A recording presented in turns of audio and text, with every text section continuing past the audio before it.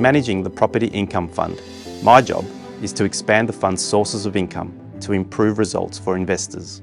I am pleased to showcase the fund's investments in 2 properties that have been sensitively restored and repurposed in the Heritage Precinct of Brisbane's Hurston Quarter, where Australian Unity was awarded the Master Developer contract for the precinct's renewal in 2016.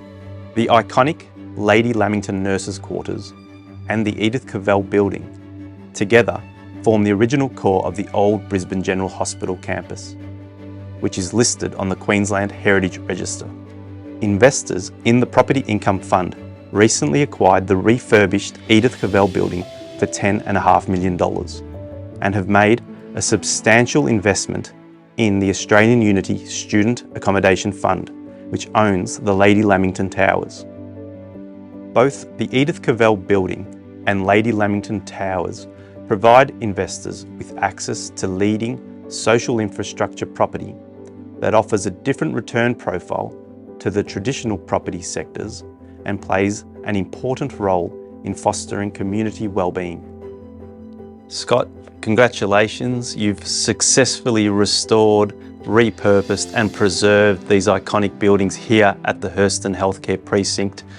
Why was this such a special project for Hutchies? Oh, it was a very special project for Hutchies. One, it was a difficult project and it had its challenges, but I was born here, my wife was born here, all my siblings, both my parents and all my children.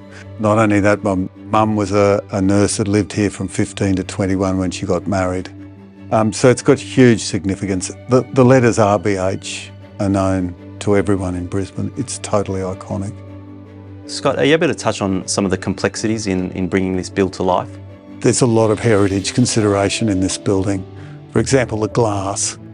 The glass is a special blue glass that has lead in it, and the only people that make it are people in America, the Amish community over there. They still make glass like that, so we had to go over and get the special glass for that.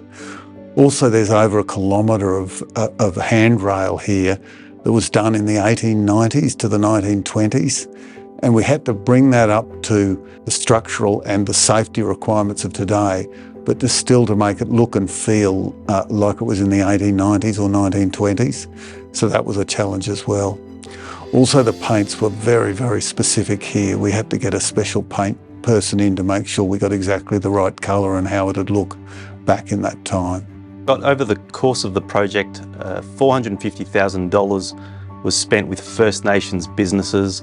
Over 14,000 hours of Indigenous labour was utilised on site.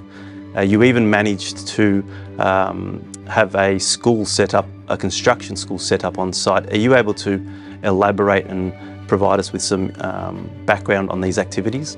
Yes, yeah, I'm very proud of our Indigenous school.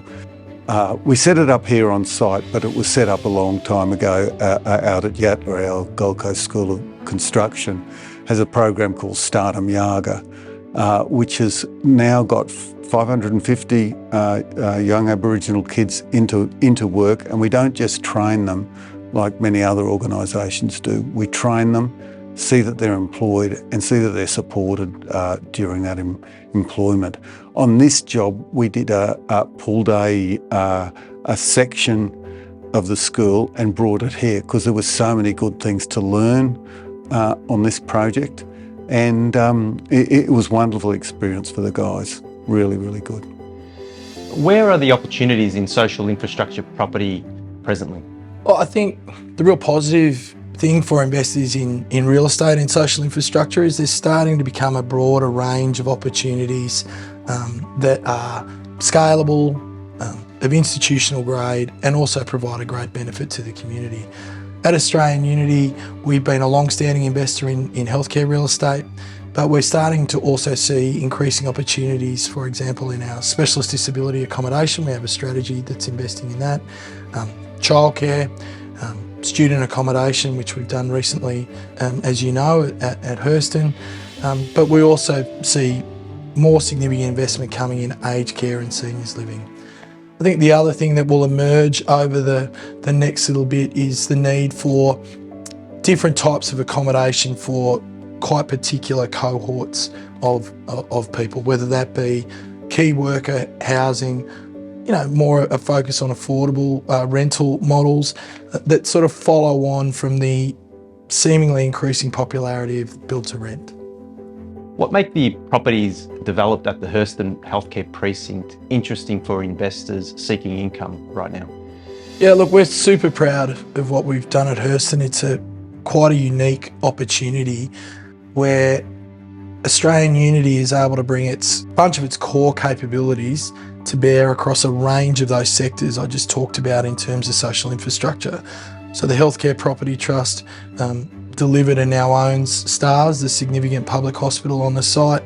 And as you know, PIF has been integral in working with the team on the ground to deliver the refurbishment of the Lady Lamington Towers and the like from a student accommodation perspective, and also the Edith Cavell building from a commercial perspective. Assets like these, assets produce income when they're leased to quality tenants. And I think we see that across those properties and also the future development opportunities that sit at Hurston. I actually think one of the great parts of investing in these heritage refurbishments that PIF has is some of the great stories that come out of that and how they resonate with Queenslanders and people who've been on the site. And I know you had a chat to Scotty Hutchison about that. But once again, you don't just invest to feel good, you invest to make money. And we think that these assets, having been delivered by a significant team on the ground, it's a significant investment of Australian Unity's team and capabilities, bring both of those things together.